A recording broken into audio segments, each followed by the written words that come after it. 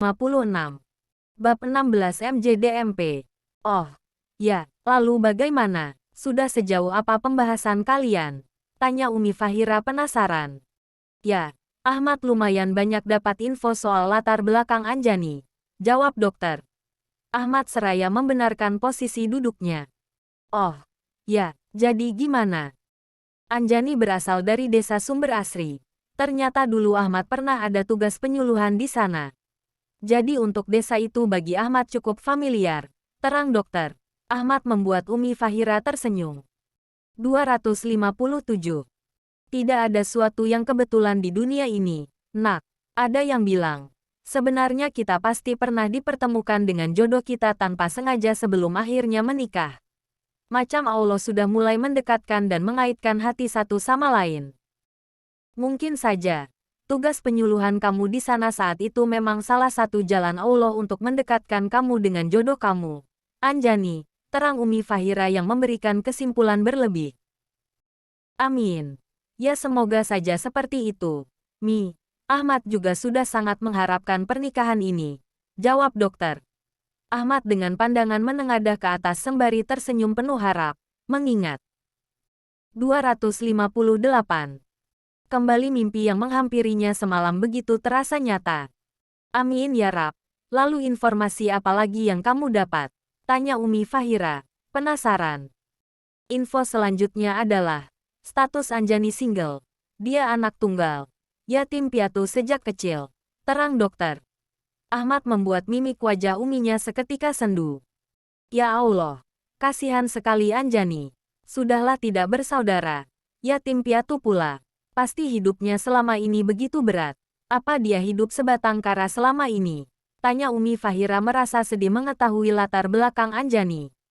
259. Anjani bilang, selama ini dia hidup dengan paman dan bibinya. Jawab dokter. Ahmad membuat Umi Fahira mengangguk-anggukkan kepalanya. Faham. Iya, cukup jelas informasinya. Lalu bagaimana rencana kamu, Nak? Tanya Umi Fahira. Mungkin nanti Ahmad akan datang ke desanya untuk melihat sendiri bagaimana kehidupan di sana. Bagaimana lingkup tempat di mana Anjani tumbuh, dan bagaimana pandangan sekitar tentang Anjani. Sebab Anjani ini kan benar-benar orang asing bagi Ahmad. Mengambil. 260. Informasi hanya dari satu sumber rasanya kurang afdol. Mungkin Ahmad perlu dengar jawaban dari sumber lain. Bagaimana menurut Umi? Tanya dokter. Ahmad balik. Ya, menurut Umi tujuan kamu bagus. Tapi saran Umi, sebaiknya jangan terlalu fokus terhadap hal-hal yang tidak primer. Artinya, jika kamu sudah merasa nyaman dan yakin dengan Anjani, maka perkuat perasaan itu. Umi lihat Anjani anak yang tulus. Dia baik. Walaupun masih asing, dia bisa membawakan dirinya dengan baik di rumah ini. Perlu tahu dari pihak lain untuk lebih memperdalam pengenalan kamu. 261. Pada Anjani itu bagus-bagus saja dilakukan. Tapi kalau tindakanmu itu justru membuat kamu semakin ragu, maka jangan dilakukan. Lagi pula, apa yang perlu dicari tahu dari seorang yatim piatu yang nyaris hidup sebatang kara macam Anjani? Umi bisa bayangkan mungkin semua orang akan menceritakan kepedihan hidupnya. Umi Fahira memberikan nasihat panjang kali lebar pada putranya. Iya, Mi. Ahmad paham kok. Hal ini Ahmad lakukan untuk itmamul hujah aja. Biar bagaimanapun Ahmad harus tahu betul siapa yang akan menjadi ibu dari calon anak-anak Ahmad kelak. Benih istimewa ini tidak boleh lahir dari wanita yang salah, bukan? Ucap dokter. Ahmad membuat Uminya tersenyum. 262. Ya, kamu benar, Nak. Umi dukung apapun keputusan kamu. Dan Umi akan selalu doakan yang terbaik untuk kamu. Syukron, Umi. Ucap dokter. Ahmad seraya meraih tangan Umi dan menciumnya. Ya sudah. Kamu belum siap-siap, kan?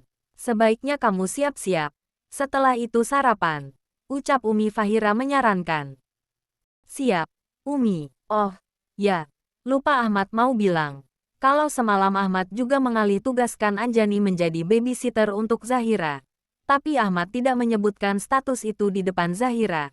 Biar semuanya 263. Mengalir begitu saja. Untuk art baru, Ahmad sudah hubungi sumber rejeki agensi. Mungkin nanti siang akan datang dengan calon art yang akan menggantikan Anjani. Semoga Umi cocok. Alhamdulillah. Selama ini si Umi selalu cocok dengan orang-orang yang dikirim oleh sumber rejeki agensi. Terlebih Anjani, jawab Umi Fahira. Anjani memang istimewa, Umi, sahut dokter Ahmad dengan senyuman penuh makna. 264. Umi Fahira balas tersenyum. Sepertinya, putra Umi ini sedang kasmaran. Komentar Umi Fahira membuat putranya salah tingkah. Ia pun segera pamit untuk bersiap-siap. Setelah beres bersiap-siap, dokter Ahmad segera bergegas menuju meja makan untuk sarapan. Di sana Umi dan juga putrinya sudah menunggu untuk sarapan bersama. Tak terkecuali Anjani yang sudah duduk di sisi Zahira. Dokter Ahmad melangkahkan kakinya menuju meja makan. Namun langkahnya tidak menuju ke arah kursinya, melainkan ke arah kursi yang ditempati Anjani. Ia lalu menyerahkan sebuah amplop besar berwarna coklat dengan isi tebal pada Anjani. 265. Sesuai janji saya semalam. Ucapnya pelan. Terima kasih, Bib, jawab Anjani sedikit sungkan. Sama-sama, dokter Ahmad kemudian beralih ke kursinya. Mereka berempat kini menikmati sarapan dengan menu roti Maryam yang sudah dihidangkan oleh Anjani. Kamu kok pinter ngolah resep masakan Arab, Apa sudah terbiasa sebelumnya? Tanya dokter Ahmad saat mencicipi roti Maryam buatan. 266. Anjani dengan tekstur yang sempurna. Tidak, Bib. Sejujurnya saya asing dengan masakan-masakan Arab. Namun berbekal buku resep yang diberikan Umi Fahira, alhamdulillah saya berhasil menghidangkan menu Timur Tengah ini. Ya, walaupun pasti masih banyak kekurangannya, jawab Anjani merendah. Namun apa adanya. Semuanya memang ia pelajari secara otodidak, hanya bermodalkan buku resep yang diberikan oleh Umi Fahira. Namun kesungguhannya dalam praktik membuatnya berhasil menyuguhkan hidangan dengan cita rasa yang pas dan nikmat. 267. Untuk ukuran pemula ini sudah sangat enak, puji dokter Ahmad jujur. Anjani memang berbakat memasak, sepertinya. Kalau ini dikembangkan, bisa buka usaha rumah makan kamu, Umi Fahira ikut menimpali. Amin, ucap Anjani dan dokter Ahmad bersamaan. Setelah itu mereka mulai menyantap roti Maryam masing-masing dalam kondisi hening. Mbak, aku mau bawa bekal roti Maryamnya. Ya, pinta Zahira pada Anjani. Setelah menghabiskan roti Maryam di piringnya. Siap, sayang. Nanti Mbak siapkan. Ya, Anjani menyanggupi permintaan. 268. Zahira dengan bersemangat. Makasih, Mbak. Sama-sama, sayang. Ya sudah. Zahira, Anjani, kalian sudah siap? Kalau sudah, kita berangkat sekarang. Ajak dokter Ahmad. Sudah, Dat. Sudah, Bib. Hanya tinggal menyiapkan bekal Zahira. 269. Zahira dan Anjani menjawab bergantian. Oke, Zahira ayo kita tunggu Mbak Anjani di depan. Ajak dokter Ahmad. Maaf, Dat. Dedi duluan aja ya. Zahira masih mau bantuin Mbak Anjani siapkan bekal. Jawab Zahira membuat semua yang menyaksikannya tersenyum. Ya sudah. Dedi tunggu di depan. Ya, jangan lama-lama. Pesan dokter Ahmad. Siap, Dat. 270. Dokter Ahmad lalu menyalami Uminya untuk berpamit. Kemudian menunggu putrinya dan Anjani seraya memanaskan mobil. Tak lama kemudian, tampak Anjani dan Zahira berjalan beriringan menuju mobil putih yang siap dikemudikan oleh dokter Ahmad, diiringi Umi Fahira yang turut mengantar sampai depan. Anjani membuka pintu depan di sisi dokter Ahmad, kemudian mempersilakan Zahira untuk menaikinya. Akan tetapi Zahira menolak. Mbak Anjani dulu yang naik, baru Zahira, pintanya pada Anjani. Kalau Mbak yang naik dulu, nanti nggak ada yang bisa nutupin pintu. 271. Untuk Zahira, jawab Anjani menolak secara halus. Nggak apa-apa, Mbak, nanti bisa ditutup dari dalam. Zahira tetap memaksa. Ya sudah. Mbak naik dulu. Ya, ucap Anjani seraya beranjak dari tempatnya untuk membuka pintu belakang. Namun suara Zahira tiba-tiba mengejutkannya. Loh, Mbak Anjani mau kemana? Tanya Zahira. Mau duduk, sayang. 272. Mbak Anjani duduk di depan aja. Sama Zahira. Pinta Zahira membuat Anjani bingung. Tapi, sayang, dia ingin kamu duduk di sini dan memangkunya. Makanya dia minta kamu masuk terlebih dahulu, dokter.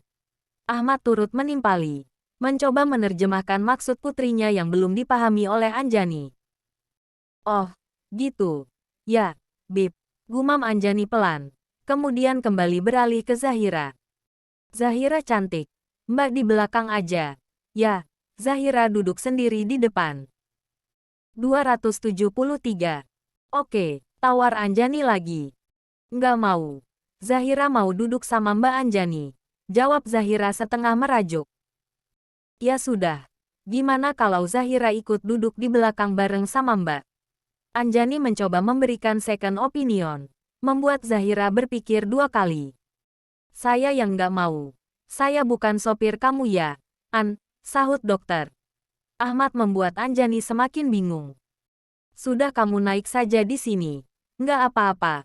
Lanjut dokter. Ahmad lagi. 274. Tapi saya sungkan, Bib. Anjani masih berusaha menolak. Membayangkan duduk berdampingan dengan dokter. Ahmad sudah membuatnya salah tingkah. Nggak usah sungkan. Anggap saja sedang simulasi. Celetuk dokter. Ahmad. Maksudnya, Bib. 275.